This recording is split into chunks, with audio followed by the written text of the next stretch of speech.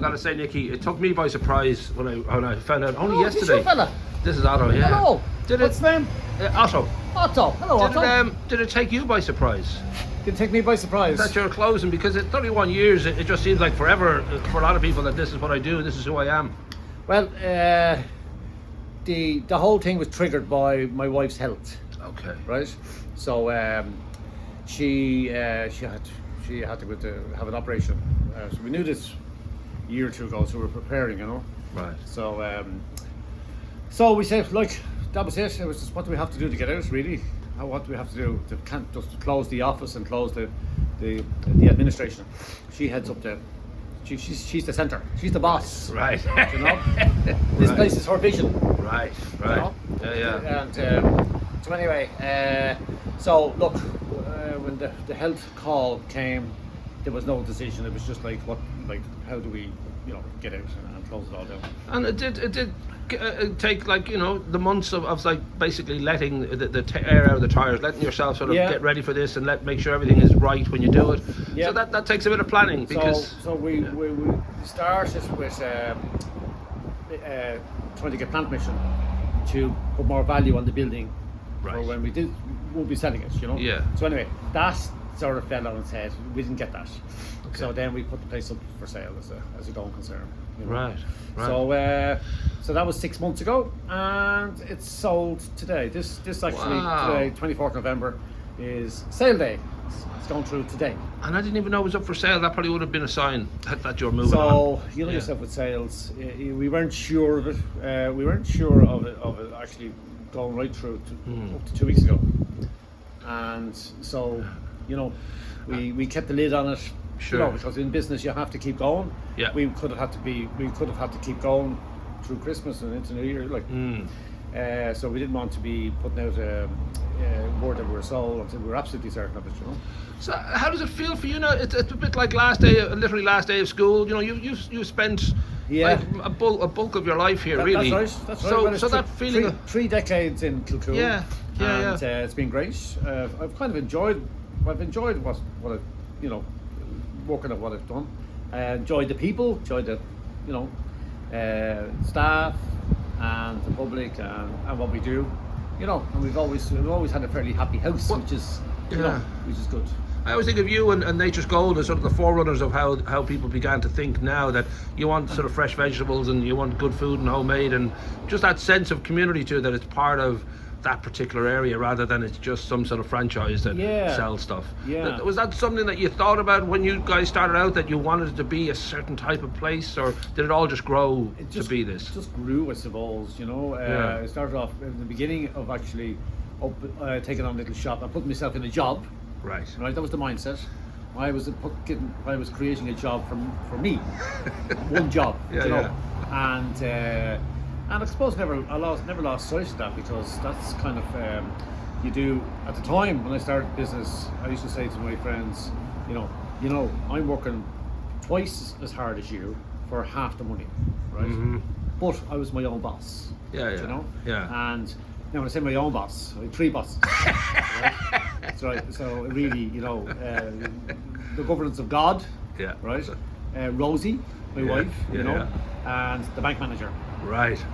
And you can throw the tax man in there too. He'll occasionally call on you just to see how things are going. He's centre stage. So these are all these were the authorities. Do you recall the feeling 31 years ago that starting out, was it were you petrified? Because it is a wonderful thing to be starting your own business and feel like you are actually responsible and it will be yours. But still, it's a challenge to figure out how does this work and will it work. So I suppose 31 years ago when I took over the little shop from Pack Ormley down the road here, Miley's at Glenroe. Oh yes. And I was delighted to be. Prior to that, I was working for my brothers for nearly 10 years. Right. And then prior to that, I was working for my father for 10 years. Okay. So the next thing, I got my own little shop, so I had a bit more autonomy. Yes. Yes. And I suppose that's the key. You have a bit more autonomy. And you could prove to your brothers and your father you could run a business better than they could. That's a big part of it. Yeah, there was, thankfully I wasn't. That didn't come into it. You know, Right. It was just. But I had learned to trade from them. I learned Yes. the whole retail business. You know, so yeah, my father had a shop in Dunleary.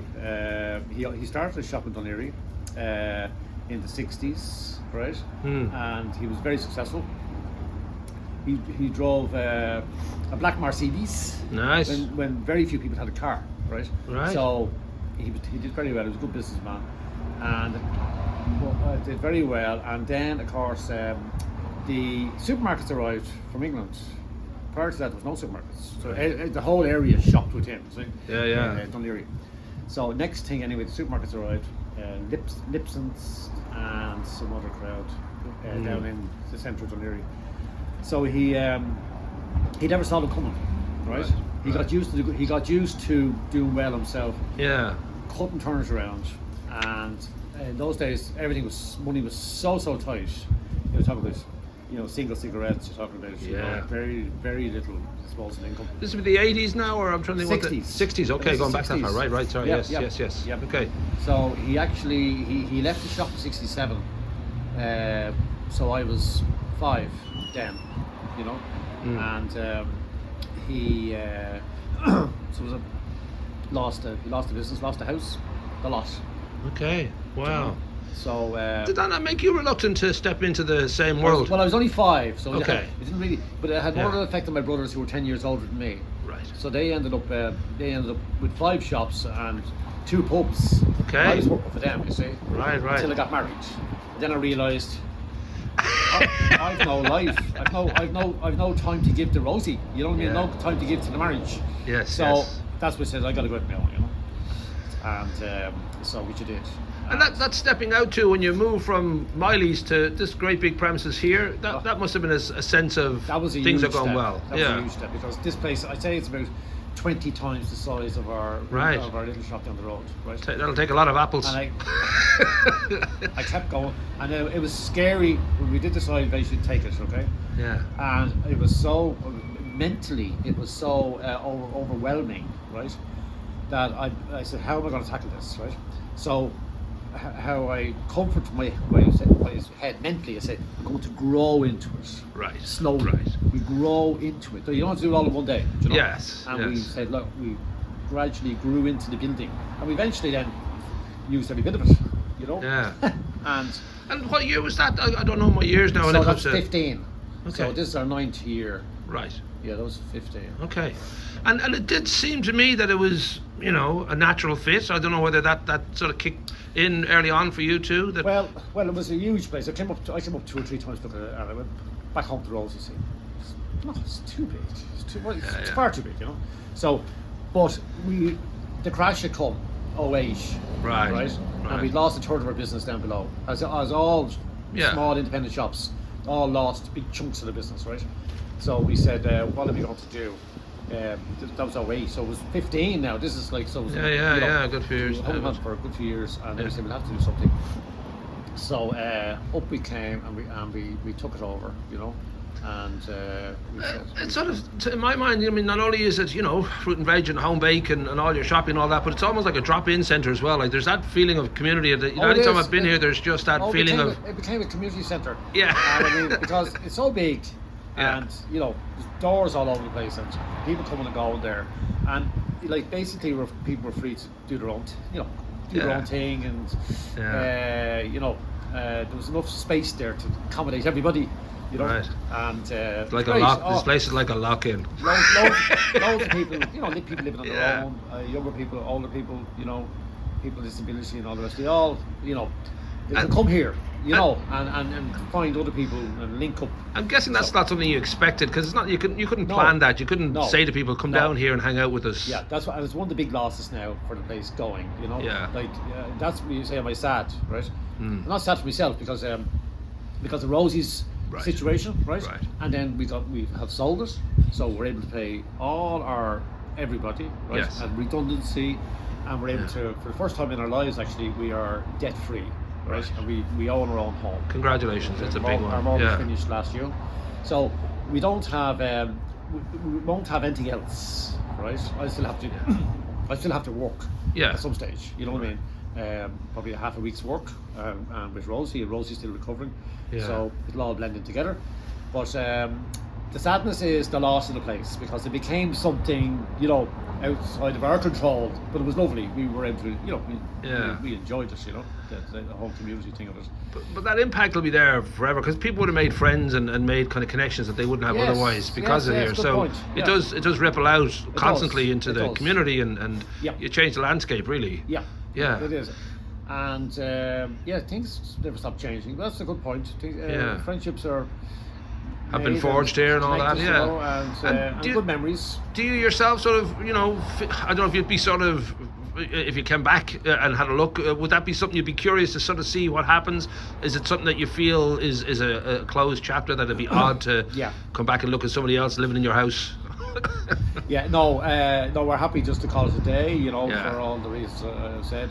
And like behind the scenes, behind every business, there's as a self-employed, Yeah. there's an awful lot of work behind the scenes.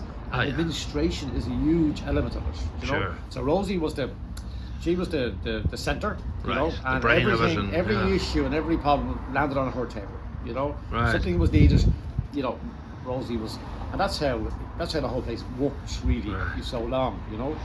So And have you an idea what it will be afterwards if it's sold? Is there a hope that I it'll believe still I believe there's going to be there will be a coffee shop in it. Oh, good. Now, Okay. what else goes with it, I don't know. Right. But so with this, it's nice to know there's a bit of a legacy there, in that Yeah. sense. You know, for the place. Yeah.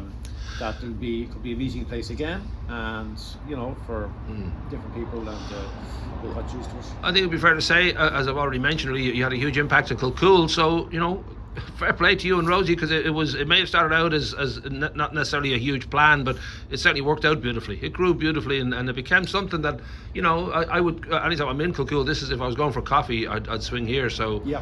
nicely done. Yeah, we love it, you know, really. Yeah. That's it, we love it, and all of our customers love it, our staff love it, you know. Yeah, So the sadness is for the staff now, Yeah. you know. Bit of a family thing, They yeah. made it. Yeah. Okay, do you know what I mean?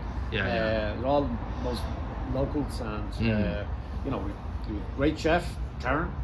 Great food, and in the last few days, people, you know, come up with, and they particularly mentioned the good food, the food Right. that was here, right? Yeah, And then, you know, the connection with Pam and Val, Magda, Yeah. and I'll leave anybody else. Daisy There you go. and Billy. Yeah, Billy has been with me for 25 years. Wow. So he's retiring now too. So there was nine of us. Wow. It took to run it. So it's an operation, you know. Yeah, well, that's a family. That's You know? that's a touring band. You've got your full lineup there. Yeah. I will say to wrap up, this is one of Elvis's favourite places too. The King always sort of asked me when we're heading out this way, could we stop here? Because well, obviously the food. He likes his food. Yes. And he likes his free coffee, especially when it's free. It tastes particularly good. Yes. But the King will be sad when I let him know that it's gone. But he did love it here, and that's another sign that you're doing something right. Very good. Very